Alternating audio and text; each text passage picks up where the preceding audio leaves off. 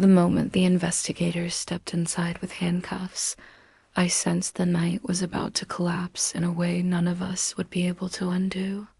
Their entrance wasn't loud, yet it sliced straight through the celebration, precise, sharp, and impossible to ignore. And before anyone managed to figure out who their arrival concerned, a knot had already formed in my stomach, one I couldn't identify or shake. My name is Nora Mitchell, and I never imagined the first blow of the night would land on me with such force.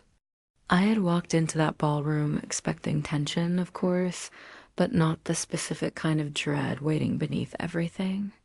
Something felt wrong the instant I crossed the threshold. The atmosphere was tight, coiled, as if the room had been holding its breath long before I entered. I wasn't meant to be the focal point of anything that evening.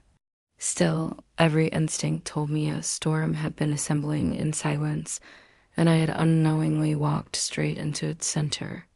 Then it struck me our recognition was undeniable. Someone had prepared the scene for a revelation, and whatever they believed they were about to uncover, they were certain I would fall apart under it, convinced I wouldn't anticipate it.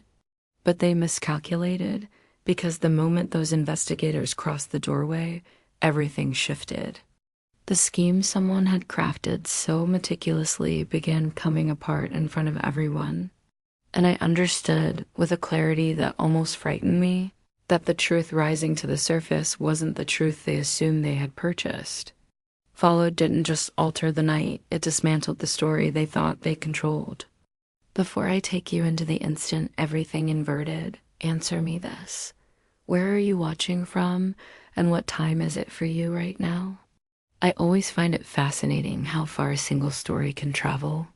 A quiet shift in memory always comes back to me whenever I try to understand how everything fractured. So I let that memory pull me toward the years when the imbalance first began to settle within our home. I grew up witnessing expectations carve clean lines around each of us, and even when I pretended not to see it, the weight of those lines shaped how I moved through life. My sister, Sydney Mitchell, entered every space as though it had already been arranged for her, and the rest of us responded accordingly. My father treated her achievements as proof she was made for leadership, while my mother praised her composure and reliability.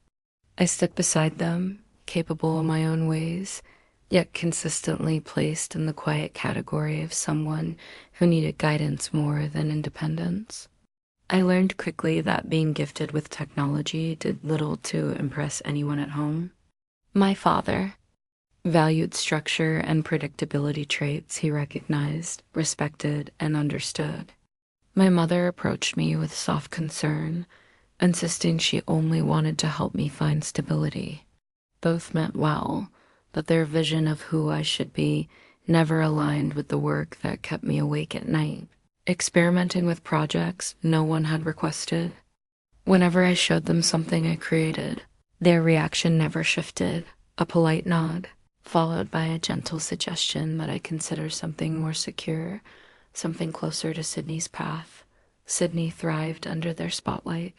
She organized events, chaired committees, and earned praise constantly. I didn't resent her, but I couldn't ignore how easily she filled the space our parents cleared for her. When she launched a college-based community initiative, the entire family celebrated her as if she'd already reshaped the world. Meanwhile, I spent that same year in my dorm room teaching myself how to harden small networks against intrusion, a skill that intrigued me, but drew no attention at home. Their silence never stopped me, but it created a distance I didn't yet know how to name. Years passed that way, steady and unchanging, until the evening that finally cracked the pattern. It was supposed to be a simple dinner, something my mother described as an opportunity to reconnect before our schedules became too hectic again. I walked in expecting ordinary conversation, but the tone shifted the moment my father asked about my long-term plans. He wasn't unkind, but the question carried the familiar belief that I lacked direction. My mother followed with another soft comment about stability, and right on cue, Sydney offered a suggestion she believed would benefit both of us.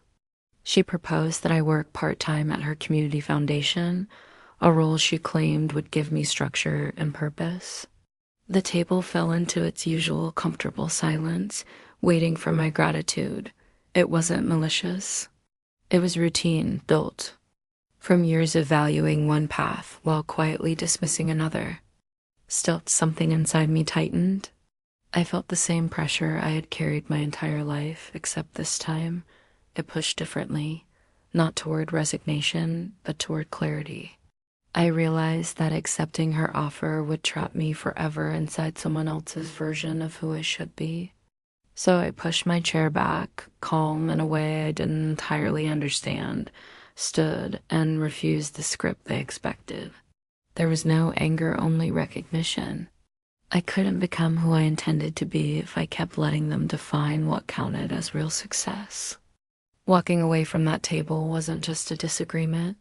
It marked the quiet border between the daughter they believed they knew and the woman I was determined to become. I didn't announce my plans or defend my choices. I simply left, letting the air settle behind me, fully aware the shift would eventually ripple through all of us. I didn't know how far it would reach, only that it needed to happen. From that moment on, I built my future piece by piece. But I never forgot the silence at that table, or the way it taught me to trust what I saw, even when no one else did. Years later, tension returned in a way I couldn't ignore. By then, my company had become something solid, with a small team, reliable contracts, and responsibility that filled every hour I offered it. My days revolved around incident reports, security analyses, and meetings that actually had purpose. I no longer needed my family to understand my work. The work validated itself.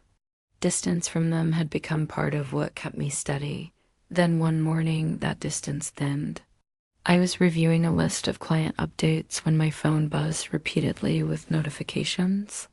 The name on the screen captured my attention more quickly than any system alert ever could. It was my cousin, Dylan Cross, someone who understood financial systems and regulatory processes far better than family dynamics, and he rarely contacted me without a concrete reason. His messages were brief and cautious, written the way people write when they know screenshots can travel.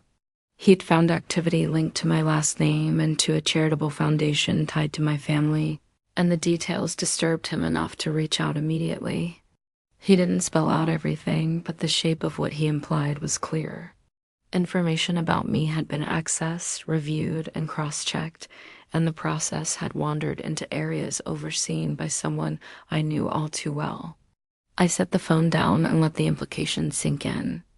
I had stayed away from anything related to the foundation, its events, its operations, its orbit. If someone was using that world to reach into mine, they were doing it with intention. This wasn't casual curiosity, it was targeted examination. By noon, I had forwarded Dylan's warning to my chief operating officer, Shane Parker, and asked him to come by. Shane treated every irregularity like a potential breach, even when it involved people rather than systems.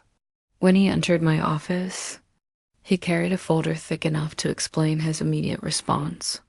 He set it on my desk and waited. Inside, I found a detailed record of my professional history, contract summaries, corporate registrations, licensing paperwork, credit checks that technically stayed within legal limits while straining against their edges. Each document was marked in a way that implied a formal investigation, not casual research. Nothing in the file troubled me individually. I had built the company with meticulous oversight and more caution than ambition at times. What unsettled me was the pattern in the margins and the shape of the requests.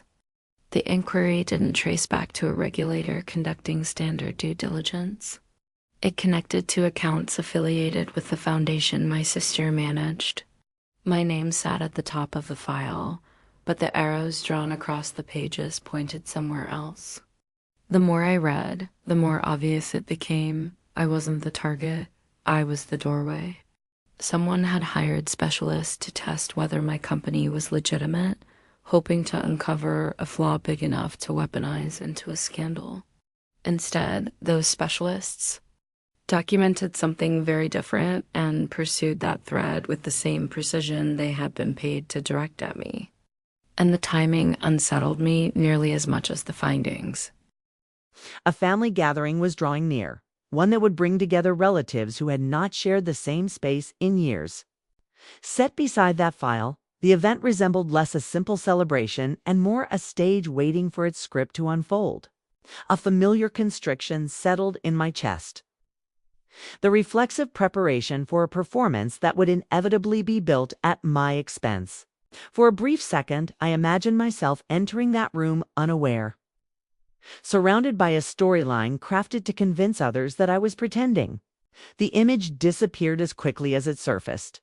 Whatever narrative was forming with my name at its center, I already recognized its outline. The real danger did not rest on my decisions. The conflict ahead no longer resembled a test of whether I had earned my place. It felt more like an impending collision between the truth I lived by and the version of reality someone else was desperate to defend. A shift in routine the following week signaled movement I had not expected. My inbox filled with regulatory notices, not directed to me personally, but copied to my company as standard correspondence. Nothing in those messages accused me of wrongdoing. Still, the timing aligned too closely with the file Shane had shown me. Whatever path began with those inquiries had moved beyond my office walls. I continued working, but a low hum of uncertainty threaded itself into everything I did. Even minor choices gained an edge, as though the ground beneath them might shift. My name had already been reviewed, but it was someone else's actions that now created the turbulence seeping into my days. That realization didn't frighten me. It reminded me to stay aware when an email arrived requesting a scheduled call with a representative from the state's Financial Crimes Unit. I agreed. The name listed was Monica Reeves, someone I knew only through reputation in industry circles. She was known for stripping away speculation and focusing solely on verifiable fact. Her involvement confirmed that the matter had advanced beyond quiet questioning. Our discussion remained purely procedural. She explained the scope of her unit's review. And although she never mentioned my sister directly, the direction of her questions made it clear the investigation had entered an official stage. She emphasized that my company was not under examination and that the information tied to me was background for a broader inquiry. The details she chose not to expand on carried more weight than anything she said outright. When the call concluded, I understood that a line I had avoided for years had been crossed without my consent. The thought followed me long after I returned to work. For years, I believed the distance I built between myself and my family could protect me from their expectations, from their patterns, from the history I refused to repeat. Yet here I was, watching those same patterns circle back in a form none of us anticipated. I hadn't triggered this chain of events, but I stood close enough to feel its impact. Later that week, a message arrived from my grandfather, Albert Mitchell, asking me to visit. He seldom reached out directly, and when he did, it was usually for something small.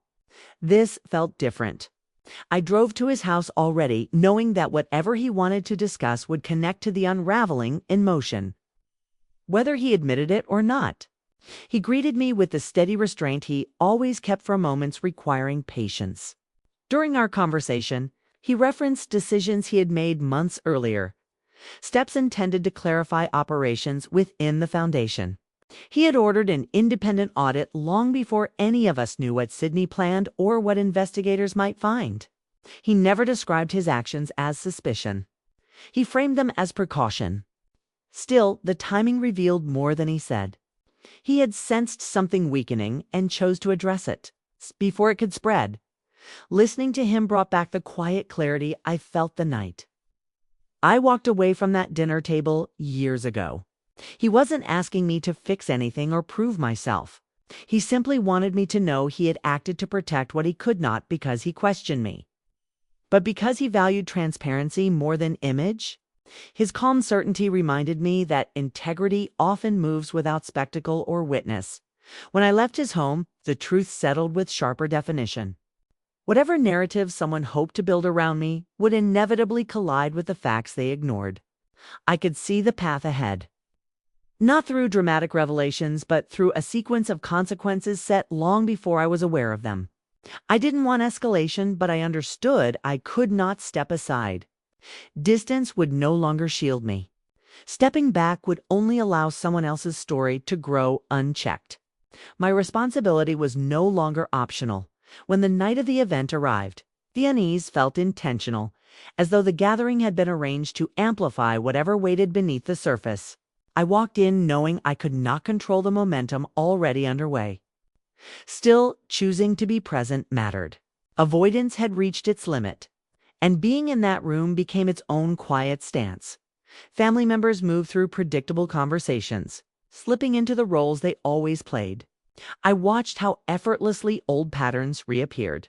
My parents greeted me with polite warmth, kind reserve for formal occasions, not genuine connection, while my sister moved through the space with the sharpened confidence of someone preparing for a performance.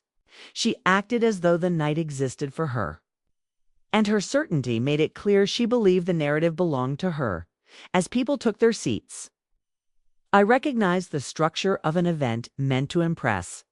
The air tightened around the anticipation of speeches, acknowledgments, and an unspoken hierarchy of who was expected to shine. I knew Sydney would take full advantage of that stage, easing into generosity before turning her words. She had always mastered timing, and events like this played directly into her ability to command attention. I waited not for her show, but for the moment when her version of truth would meet actual reality. My grandfather sat near the front, his calm presence carrying the weight of someone who had endured far more than anyone in that room realized. His steadiness grounded me, not through reassurance, but through the reminder that our family once had a stronger foundation. Its fractures belonged to someone else. When the room quieted, Sydney stepped forward with the microphone. She started with praise for our grandfather, choosing language that emphasized her connection to him, while positioning herself as the family's moral anchor. Her words flowed smoothly, crafted for admiration. I listened without reacting, noticing the exact moment she shifted, subtle at first, then unmistakably deliberate. She began speaking about honesty, responsibility, and what she called the necessity of transparency within families. The implication threaded through her speech with calculated restraint, inching ever closer to her intended target. The room leaned in. Conversations faded. Anticipation thickened. Her confidence sharpened, her expression revealing the satisfaction of someone convinced she was about to expose a weakness. I recognized the beat of silence she allowed before trying to direct the room's scrutiny toward me. She lifted her chin, poised to deliver her revelation with practiced conviction. But before she could continue, the doors swung open with decisive precision, slicing through her momentum. 3 individuals entered, moving with the composed discipline of people accustomed to formal investigations. At the center was Monica Reeves, identifiable not by introduction but by the unmistakable authority in her presence. The room shifted instantly, its attention pulled toward them without resistance. Their arrival changed the atmosphere in a way no speech could. Monica addressed the gathering with measured clarity, stating they were there to speak with Sydney regarding matters involving charitable oversight. She didn't raise her voice, yet every word carried weight. Confusion rippled through the room, disrupting the image Sydney had worked to maintain. She attempted to regain control, but her certainty cracked. The investigator's request left no space for interpretation. The foundation she managed was officially under review, and the steps being taken were procedural, not optional. Sydney protested instinctively, reacting to the sudden loss of her narrative. Her composure fractured, revealing the fear she had tried to hide beneath confidence. Monica remained steady, guiding the process with calm precision. When the agents moved forward with their next actions, silence overtook the room. Guests teetered between disbelief and unease, recognizing that what unfolded before them bore no resemblance to the story Sydney intended to deliver.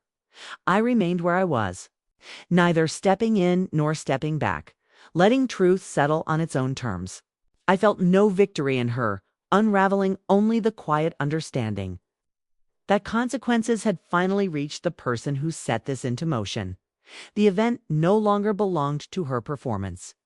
It belonged to the reality she had tried to outrun, and everyone was witnessing it without filters. The days that followed moved with a dense stillness, as if time slowed to absorb the fallout. News spread quickly, even among relatives who preferred to avoid conflict altogether. Within a week, updates about the investigation reached family members who hadn't spoken in years. Predictable anxieties surfaced. Some insisted they had sensed something wrong for months. Others distanced themselves instantly, insisting they were never closely involved with the foundation at all. The shifting narratives exposed far more about their character than about the circumstances they claimed to interpret. My sister's world changed abruptly as the inquiry into the foundation widened, drawing scrutiny from regulatory bodies and financial experts who performed their work without sentiment. Reports emerged detailing inconsistencies in allocations, spending patterns that clashed with stated intentions, and a sequence of decisions suggesting something beyond mere misjudgment. None of it shocked me after what I had witnessed, yet the truth still carried its own gravity. Sydney entered a process that unfolded slowly, steered by procedures rather than emotion. And each step created new consequences. She could not soften with charm or influence. My parents reacted in ways that reflected the roles they had embodied for years. My mother's concern shifted into a quiet panic, expressed through attempts to shield Sydney from judgment even when she didn't fully grasp what had happened. My father approached the crisis with a rigid posture he mistook for strength, trying to control a narrative long past the reach of family interpretation.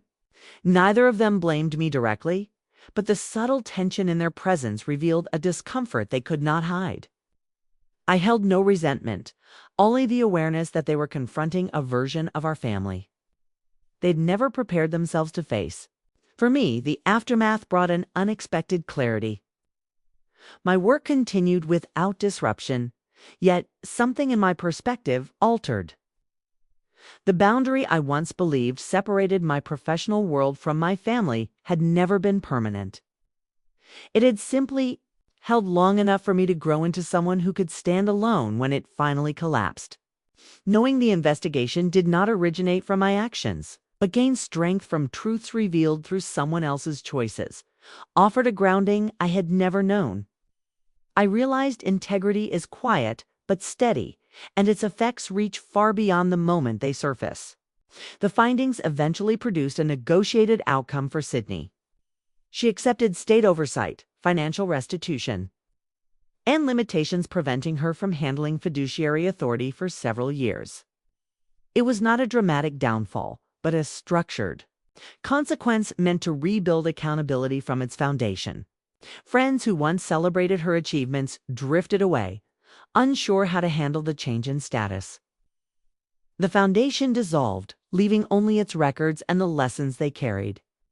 For the first time, my sister faced a world that demanded she stand without the validation that had shaped her for so long. During this period, my grandfather remained steady, though his health had grown fragile. His clarity had not dimmed. When I visited, he spoke with a calm that cut through the noise surrounding our family. He never assigned blame or offered easy comfort. Instead, he emphasized the necessity of rebuilding trust through consistent truth rather than grand gestures. His perspective reminded me that even painful consequences can lead to growth when approached with humility. I carried his words into the choices I made in the months that followed. With the foundation no longer functioning, its building became available for purchase. I acquired it quietly and transferred ownership without ceremony. Rather than preserve its old meaning, I transformed it into a center devoted to digital safety for young people, a place designed to help others protect the futures they were building, especially those without guidance. Watching students learn skills I once developed alone gave the building a new purpose grounded in integrity rather than image. As the investigation faded from public conversation and relatives returned to their routines, I remained aware of how deeply the events had reshaped us. The impact lingered not in official documents, but in the private understanding each of us carried. The truth had surfaced, and nothing about our family would return to its former shape. I accepted that change with steadiness, knowing there was still more ahead before anything resembled closure. Months after the inquiry concluded, a quiet internal shift began, subtle at first, then steady enough that I couldn't ignore it. My days felt different, not lighter or easier, but more defined. The distance I once built to protect myself, no longer felt like a shield, but a boundary shaped by understanding rather than fear. My work remained demanding, but it held a new balance because I no longer measured myself through the lens my family once used. I had stepped beyond that frame, and staying there finally felt natural. Change within my family came slowly. My mother tried to revive old traditions, attempting to gather us the way she once had, though the atmosphere had shifted. She no longer spoke with unwavering confidence about my sister's choices, and she approached me with a caution that suggested she was learning to see me anew. My father struggled more. He held tightly to the image our family once projected. Yet the events surrounding the foundation forced him to accept that image had never been as solid as he believed. His efforts to rebuild closeness came in small gestures rather than bold declarations, and I recognized them as steps he was still learning to take. Sydney changed in ways none of us expected. Her consequences required counseling, community service, and financial education programs meant to prevent future misuse of funds. The transformation was slow and shaped by enforced self-reflection. She reduced her online presence, abandoned the curated performances that once defined her, and stepped away from circles that encouraged her sense of superiority. For a long while she remained distant, unsure how to approach me without the armor she once depended on. Then her message arrived one morning, brief, careful, and without excuses. She asked if we could meet when her restrictions ended, adding only that she hoped to speak honestly. I didn't respond immediately. I needed time to consider what reconciliation meant after years of imbalance. Eventually, I agreed, not out of duty, but because I sensed the request came from a place she had never reached before. We met at a small cafe, unfamiliar to both of us. The unfamiliarity made the conversation possible. She arrived without her usual composure, carrying a vulnerability that made her appear younger than I remembered. She spoke honestly about the pressure to maintain a flawless image, the jealousy she felt watching me build something without seeking approval, and the fear that admitting her mistakes would unravel her identity. She didn't ask for absolution. Instead, she acknowledged the harm she caused and the unfairness she allowed to shape our relationship. Listening to her didn't erase the past, but it lightened its weight. I realized healing didn't require returning to what we once required, creating something new, shaped not by rivalry or expectation, but by truth. I shared my perspective, not to justify my distance, but to explain why it had been necessary. She accepted my words without defensiveness, a change more meaningful than any formal consequence she faced. Over time, we rebuilt a form of connection that didn't depend on former roles. We met occasionally for coffee, exchanged updates without performance, and learned to see each other without the quiet competitiveness of our early years. My parents adjusted as well, finding comfort in the calmer version of family we began to create. My grandfather remained our anchor, watching the slow healing with the same patience and steady strength he had always carried. In the center I had established young students continued developing skills that could protect their futures. Their determination reminded me why I chose to transform the old foundation building instead of letting it remain a relic. It became a marker of what could be rebuilt after collapse through purpose, not denial. As I moved forward, I understood that the past no longer defined me. It informed me, shaped me, but no longer confined me. Healing came not through a single revelation, but through choices made intentionally and consistently until the story once shaped by fear became rooted in clarity. Thank you for listening to my story. In the end, this story shifted from exposure to transformation, showing that accountability can break a family or rebuild it depending on what they choose afterward. If you were in Nora's position, would you forgive as she did Dord keep your distance for good? Share your thoughts below.